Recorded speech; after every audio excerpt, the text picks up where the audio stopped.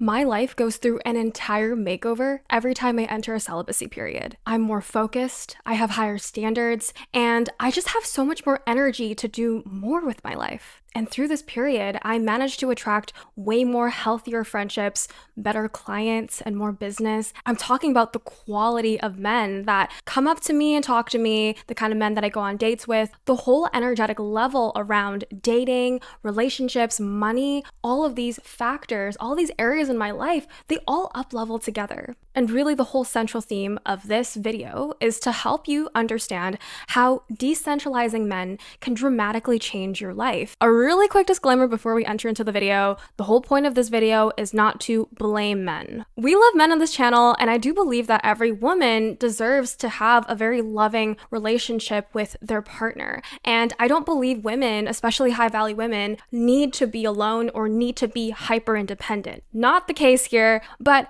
I'm really talking about how, as women, we have been so unconscious to how much we centralize men in a lot of the choices that we make. And in modern society, as much as we are breaking those narratives externally, we still feel trapped on the inside. We need to start detaching from the male gaze and start bringing that power back into our own life. Because when you grow up in a world built for men and designed by men, the male gaze becomes a part of your world that you don't even realize has been impacting your every decision. And that's the whole point of this video. So if you've been dating the same person over and over again, but in just different bodies, and always ending every relationship with the same conclusion, or maybe you're in these relationships where you feel like you're over giving, but these relationships are not giving back the same level of fulfillment and love that you crave. This video was made for you. I really believe that celibacy and decentralizing men could be the reset that you didn't even know you needed.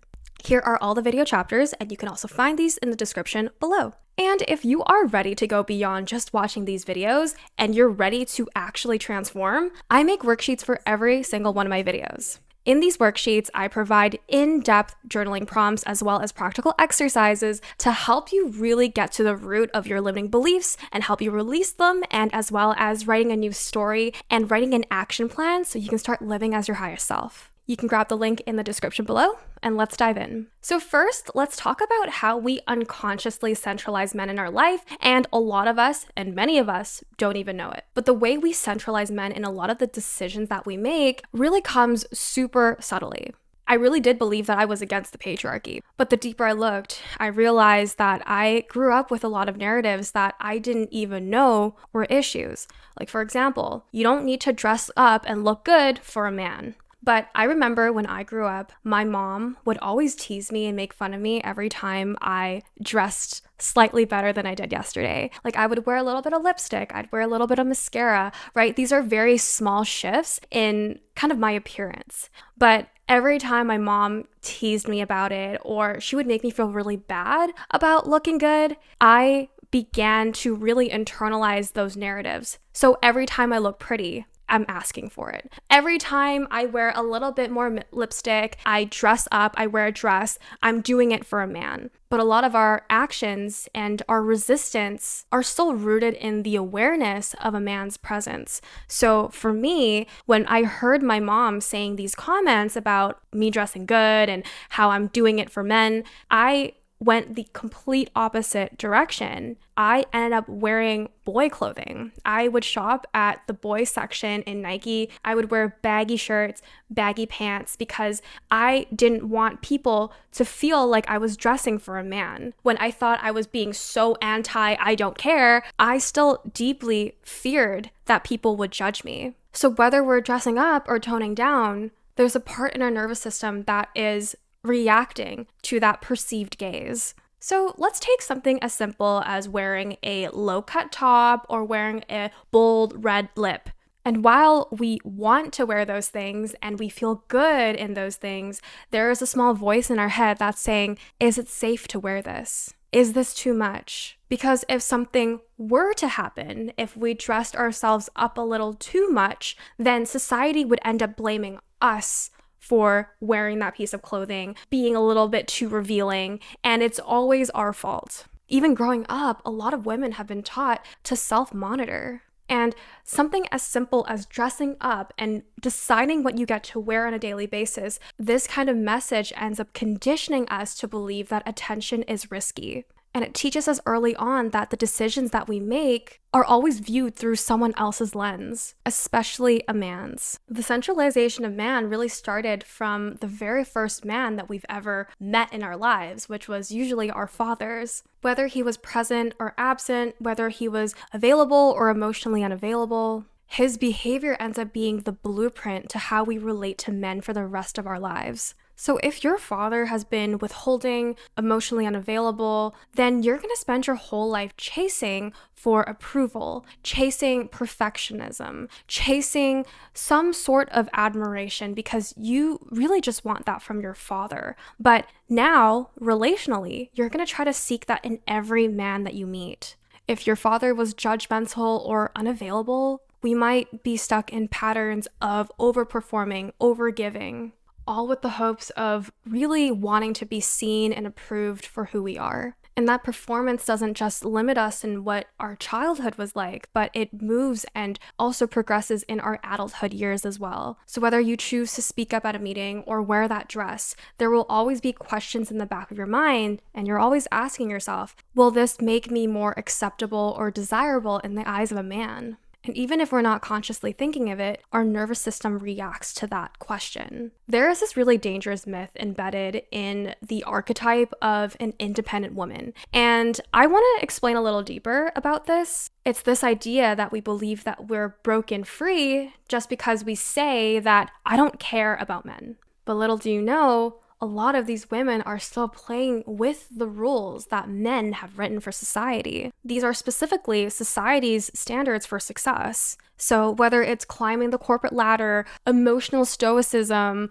or even the physical aesthetic of your body, all of these were largely built by men and for men. But women are expected to work the same way. Women are expected to also work just as hard, but when a woman is just completely in her masculine and she doesn't tap into her feminine powers, she doesn't go very far. There's no magnetism. There's no energetic force that's occurring greater than what's in the 3D. And in this male-driven world, we celebrate the hustle culture. We celebrate burnout. We admire people that work 80-hour weeks. But we rarely question as women whether this is the kind of game that we're meant to play to begin with. So really, as a woman, true freedom is not just about rejecting the male gaze, but it's about being completely detached to it. True freedom for a woman is not about rejecting the male gaze, but it's really about deeply examining whether we're still living in the confines of the system that men built. And these systems were created to validate us through their gaze. So whether you're striving for that high-level job, that perfect body, or even that curated feminine essence, doing these things and achieving these things are not necessarily wrong. But the true danger comes in when you're doing these things for the purpose of being chosen by a man or by a system that upholds a man's approval. And I'm not talking about just seeking the validation of one particular man, like your father, your boyfriend, or even your crush, but I'm talking about deconditioning centuries and generations worth of trauma around this. It's this conditioning that has brainwashed us to believe that our worth only comes from how useful we are, how agreeable we are, and how desirable we are. This brings me to another topic that I get really angry but also really passionate about, is when women purposely bring down other women. And let's be honest, this happens way more than it should. It is crazy how men aren't actually the biggest critics in our lives, but it's really other women that tend to judge other women way more than a man ever could. And it's quite fascinating, but it really shows how this system that we've been built to survive in, this system has been curated for women to fight against other women. We tend to judge and mock another women for dressing a certain way, and a lot of these judgments are like, oh, are you dressing that nice for a man? Or, oh, you're probably revealing all the skin because you just want to draw attention to a man. And a lot of women tend to place these judgments on other women. But really, let's talk about the woman judging. Why does she care so much to begin with? When we mock or judge another woman for their choices, whether it's their dressing habits, whether it's the business that they create, whether it's the type of men that they date, it usually comes from an unhealed part within them. And it's like,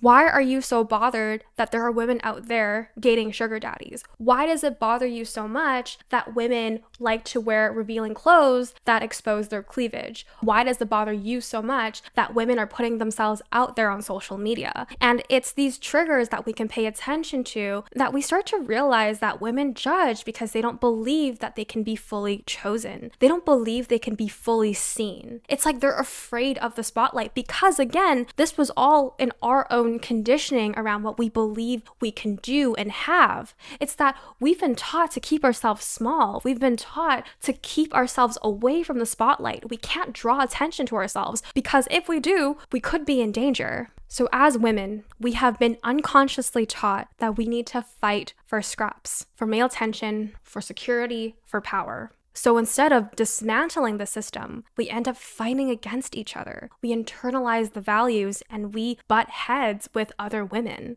And we tend to shame one another. We turn on one another. I have a really quick but really funny story for you. So when I was in Asia, I dressed up to go to this rave and I wore a sports bra and I wore a pair of shorts. So in Asia, anything that is revealing, if you reveal too much skin, so specifically wearing a sports bra is something that is quote unquote illegal. Like a lot of older Asian Hong Kong presidents, they would probably look at you a lot longer and they would kind of judge you. But I'm going to a rave, like it's going to be hot, and I genuinely did not care. And when I went into the elevator, I smiled politely at the woman that was walking out of the elevator, and she gave me this like up down look, and she looked disgusted. Like she looked horrified. I mean, I don't think I was wearing anything too revealing, like from my standards.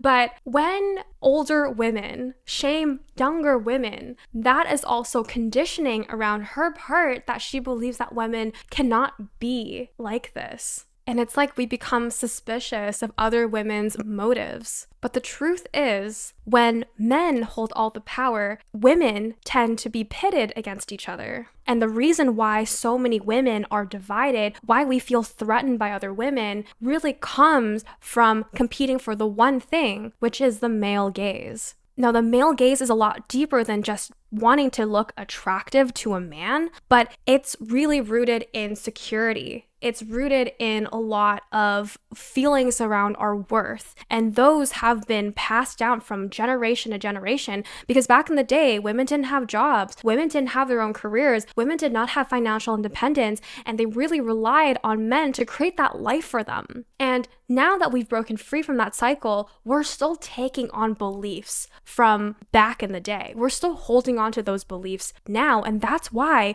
we centralize men around our lives and we don't even notice it. So next, let's talk about being a nice girl. From a very young age, a lot of us have been taught to be a nice girl. And nice is not just about being compliant. It's the kind of nice where we bend over backwards, where we accommodate, where we sacrifice our own needs for the sake of other people. So now that we're in our adulthood years, we see this in our relationships. We choose people who don't choose us back. We enter relationships where they prioritize their own dreams over ours. And we always feel like we're constantly giving to these relationships, but not receiving anything back. The nice girl ends up putting other people on a pedestal, especially men, and she would never question whether she belongs on that pedestal too. Why is there so much fear around being too opinionated, too much, too beautiful, too confident? Why are we so afraid of the word too? So I have a story. When I was in university, me and my guy friend, we were sitting in class and this beautiful girl walks into the classroom. And I was just in awe in her beauty. I was just soaking in her beauty. I was like, wow, she's so beautiful. I nudged my guy friend and I said, hey, she's so pretty. You should go ask her out or you should talk to her. And he said, no, she seems really high maintenance. What?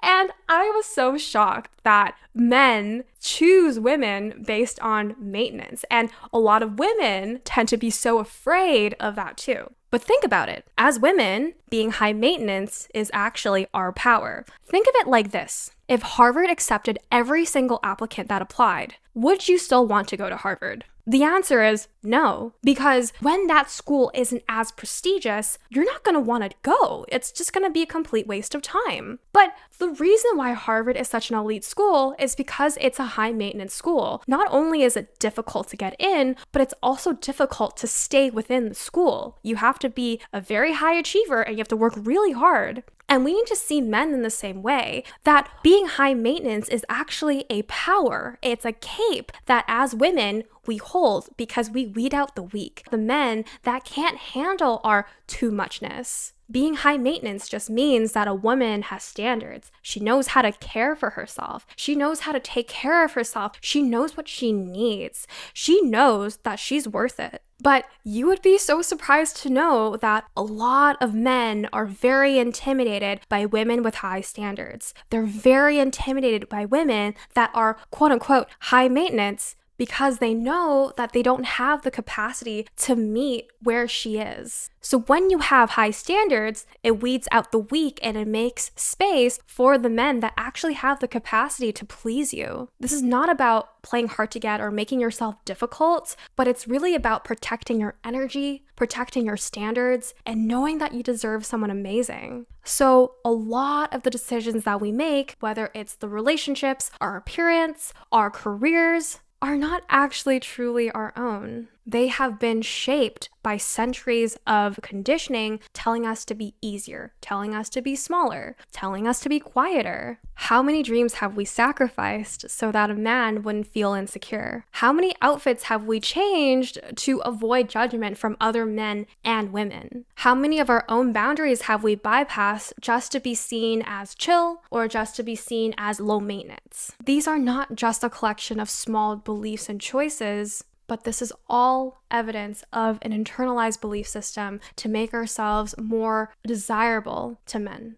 So the second part is we're going to talk about what celibacy even is and why we should do it to decentralize our relationship with men. As much as we feel that celibacy is a punishment, it really isn't. It's a reclamation. It's about owning yourself and knowing that you deserve the priority that you've been giving away to other people. It's about deconstructing a world that has been built around revolving other men and start recreating a world where you matter. So what in the world is celibacy? Celibacy is when you are choosing intentionally not to be devoured by a man, whether it's through dates, whether it's sex, casual sex or sex with your ex, like no sex. And this is really about not needing or requiring or asking for the male gaze in any way. You are not flirting with a man. I would even go as far as saying no clubbing because I believe that clubbing is truly a sausage fest. And I really want you to deprive yourself from any sort of male validation, male attention, like male anything. You can still have male friends, but I would be a bit more aware around why I'm having those friends. If they are true friends that have been through your life thick and thin and you truly believe that they are your friends, great, you should stick with them. You should continually be friends with them. But I'm talking about relationships, whether these are platonic or non-platonic, where you feel like you need their validation in some way. This is really hard to admit, but a lot of women tend to hold on to certain male friendships to validate their own worth as a woman. And I know that a lot of guys, they hang around certain women just to stay friends with them, just so these women could turn around one day and say, I'm in love with you. And I think a lot of women tend to keep these relationships because they want to validate themselves and their beauty and to feel wanted. So if you're one of these women and you're consciously aware that these are the types of friendships that are in your life, I highly suggest that during the celibacy period, you completely cut them out. True celibacy forces you to examine your patterns around men. And I'm not saying to cut all of your male friends out. I have male friends too, but I'm talking about using your intuition to find out whether these men are truly in it because they're here for your friendship, or if they're here because they want or have some sort of emotional, romantic relationship that they want to get out of you. At our core, a lot of women believe that the value that we hold as women is about how wanted we are by other people, specifically around other men. even if we don't want kids or even if we don't want marriage, there is still this attachment and this need for wanting to be admired and to be seen by a man. Now, there's absolutely nothing wrong with wanting this. I believe that all of us deserve to be chosen for who we are, but I'm talking about when you completely shift your life, when you shift your values to pursue a man and to want a man to choose you, that is where things get problematic. And the celibacy period is really important because this helps you detach and decentralize a man from your life. So you can start deciding what your values are. You can start deciding what your true goals and what your true vision for your own life really is all about. Celibacy invites us to unplug from old software. Okay, so I know a lot of you are probably wondering, well, I don't need to go to that extent, right? I mean, I could still have sex every now and then because it's a need of mine. Or, I could probably swipe on the dating apps, but I don't need to go on any dates. It's that celibacy is a lifestyle. Celibacy is not something that you do casually. It's an intentional decision. This video, though, is made for women that are tired of the dating scene, feel stagnant in their life, and they want to bring in a fresh change. And celibacy can be a really huge key to unlocking yourself. And while it's important for us to know what we like, what we don't like, and experiment with life, I also think that being completely celibate is a very intentional choice that you can make that can uplevel your life in many different ways. Every time, and I mean every single time I leave a celibacy period after 6-12 months, I come out as a brand new person. And naturally, when you shift your own internal state, when you start focusing on yourself, everything else in your life shifts with you. The frequency that you emit attracts a completely different demographic of men that come into your life. This is not a coincidence. You are an energetic match to everything in your life. A lot of us like to blame certain things like the economy, the dating pool, but everything that is happening out here is a reflection and merely a mirror of what's happening in here. So if in here we don't believe that we're worthy, we don't believe we are chosen, we don't believe that we're attractive, it's whatever beliefs, whether these are conscious or unconscious, they impact our life every single day. Celibacy is a very spiritual practice. You are literally out here saying that my purpose, my existence is not to be consumed. I'm not here to be picked. I'm not here to be chosen. I'm not here to be molded. I am here living as my truth. When we completely cut ourselves off from requiring the male gaze and using that attention to refocus into our own life, we end up taking back so much of our energy. And I'm not talking about this in like a righteous way. Oh, you shouldn't desire the male gaze. You should be completely independent from that. The word should is where things become dangerous, because when we believe we should do things, we never do things from our highest alignment. We end up doing things to please someone else or to please certain circumstances. But when we choose celibacy consciously, we end up consciously choosing ourselves rather than the desire of being attractive to the male gaze, rather than being safe under another woman's judgment. How you dress, how you sit, what kind of content you make on Instagram, all of these you really need to think about. Are these choices really yours? Or are they filtered through the lens of male approval? You end up noticing how much you scan the room for a romantic payoff, how much you allow male interest to dictate your energy, your outfits, your worth, and literally your entire life. So celibacy means that you're not constantly texting this one guy all the time, unless he's your bestie. But I'm talking about the late night flirts, the late night texts, always having someone to talk to. These could be things that are temporarily depriving, but the celibacy period can be a huge detox season for you, because if you're somebody who was used to being on the dating apps all the time, used to talking to a guy every single day, used to being in a relationship and always talking to someone about your problems, this becomes a really huge awakening for you. You'll start to feel the cravings of wanting validation, wanting just a man to really care about you and to love you. But instead of reaching out, it's time to start reaching inwards and finding your limitless supply of love that is already within you. If that means getting a vibrator and learning more about your body and learning how to have sensual pleasure with yourself, then do it. I do believe that every woman should be so empowered around their energy and their sexual pleasure that doing these things and having these private times with yourself is so pivotal in your grand becoming. This is also an opportunity to start loving yourself more, having sex with yourself, really feeling and tapping into sensuality in your own rhythm and in your own space. You'll also find that once you stop trying to impress the male gaze or trying to keep yourself small because of the male gaze, you will end up dressing very differently. I believe that every woman loves to express herself in one way or another. And that means that fashion to us, not just one specific style of fashion, but I'm talking about a huge range. Grunge, classy, cutesy, it's like whatever style. I do believe that women and fashion is like our superhero costume. When we feel like our outfits and our makeup is in true alignment with our vibe, with our personalities, we feel completely in our power. True empowerment is really about expressing yourself fully.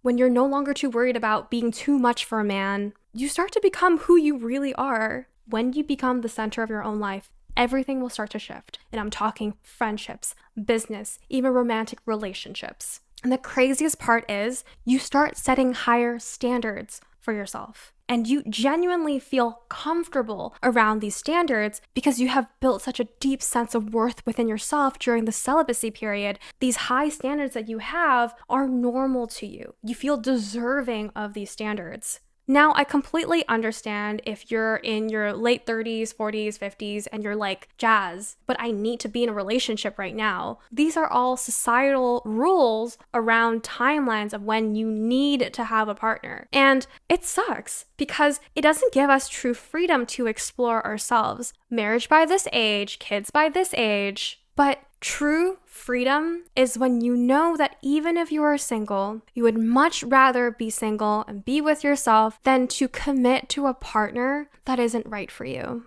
Finding a lifelong partner is not just a simple decision. It's a really, really, really big decision, and people don't talk enough about how important it is to find a lifelong partner because your partner impacts your dreams, the decisions that you make for yourself, how much self-belief you have even. And if we do not choose the right partner for us, it can impact our vision for ourselves. It can impact the quality of life we have. Yeah, it's a big deal. So if you are choosing to be celibate, it's no easy feat. You are essentially detoxifying performative femininity, codependent patterns, and from the sugar rush of male validation. You are learning how to sit in your own presence without reaching for a distraction. So let's talk all about strategy. So when you're not out there going on dates, swiping on the dating apps, what are you supposed to do? Jazz, I have so much time on my hands now because I'm not going out on dates. I'm not purposely going out to the club to find a guy. Like, I have so much time on my hands, I don't even know what to do. Well, I'm glad you asked because in this section, we're going to be talking about what are some of the action steps that you can take in order to elevate and really make the most out of this celibacy period. So this celibacy period is all about raising your deservingness. Now, what exactly is your deservingness? Your deservingness is a subconscious thermostat for how much good you're willing to let in before you self-sabotage. It's essentially this unspoken ceiling, this glass ceiling where you're like, all right, this is all the good that I can handle. This is all the joy that I can handle. Life is getting too good. I need to find some way to destroy it. It's this invisible wall that you hit when life becomes too good, too easy, or too aligned.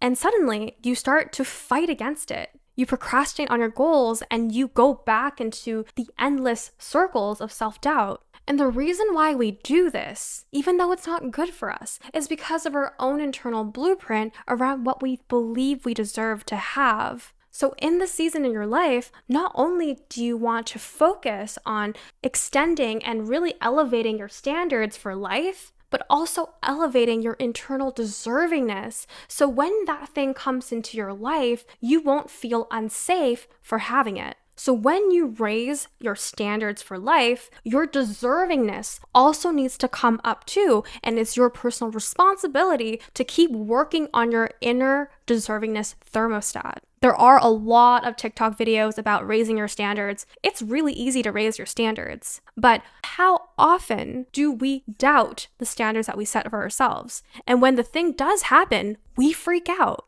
It's because our dream life or that dream person that enters into our life, we believe that those things are beyond the internal ceiling of what we believe we can have. So this is a true method in how you can start building deep inherent self-worth. So let's talk about the 3 action steps on how to raise your deservingness. So the very first action is to self-inquire. Start asking yourself the hard questions that you may be avoiding. Is there something that triggers you?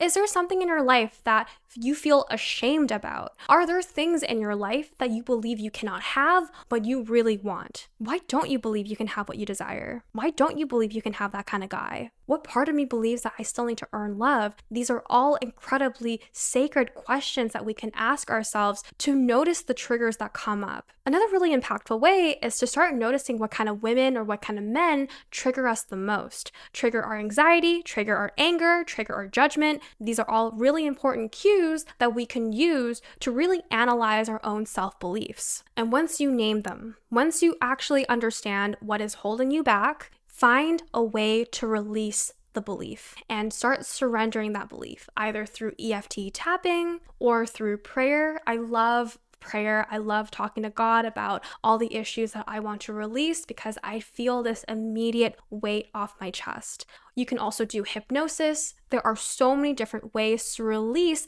that stuck energy. The second action is to start meditating. Meditation helps us feel more grounded. When we have a more grounded presence, we can take action with more clarity. And high-value women, the reason why their presence is so magnetic is because they're so deeply rooted and grounded in their own personality and in their own soul, that they are so deeply rooted in their truth that the frequency that emits out of them is so much more grounded. Whether it's breath work, meditation, prayer, using these modalities to help ground your energy is what makes you more attractive. When you meditate, this is really an opportunity to start listening to the internal narratives that are going on in your mind. When you're busy doing all the time, you rarely have the opportunity to start listening to yourself and listening to what kind of repeat words or repeat phrases that keep going on in your mind. When you sit in stillness, you're able to identify what needs to be released and surrendered. In moments of meditation, we can start emptying our mind. And when we start emptying our mind, the universe has more room and more space to create new miracles in your life. And meditation is a really great way to start clearing your mind. The third and final action step is to build your female tribe. I feel like a lot of women, including myself, have had traumas around female friendships. It's where women have probably betrayed us, probably shared our secrets around.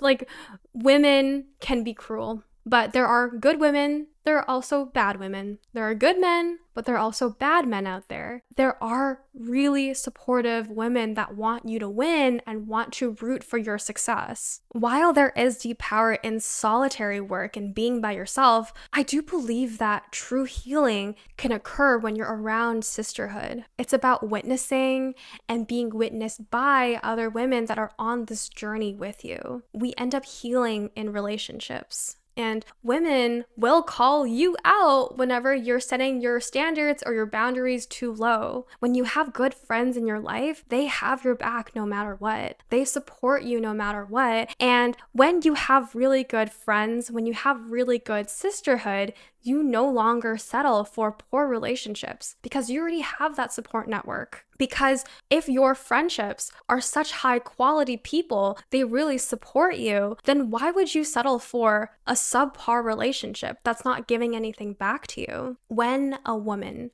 mirrors your greatness without wanting anything from you or feeling threatened by you or feel like she needs to compete against you, you start to believe that it's safe to shine. when you no longer surround yourself with women that are constantly gossiping and talking trash about other people, but instead you start to invest in friendships with women that are focused on their own growth, they're focused on their own lives and their own goals, you start to give yourself permission to do the same. So we have reached the end of this video.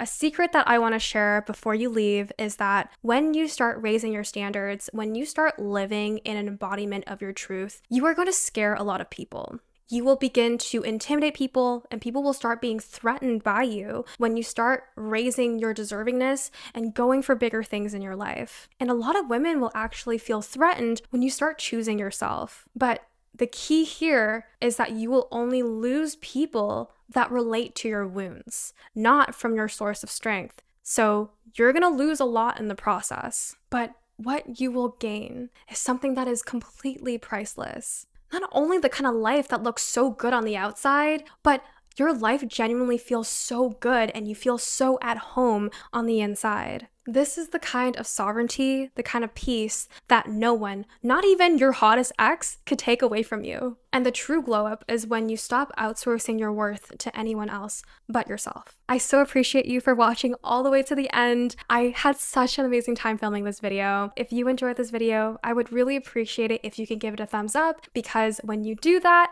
the algorithm shares my face to more people on the internet, so I love and appreciate you for doing that. And if you're currently on the path to becoming the woman of your dreams and building a life that you love, you will absolutely love my channel. So check out my other videos because I talk a lot about mindset and self-development. I love and appreciate you so much. Thank you so much for tuning in, and I'll see you next week. Bye!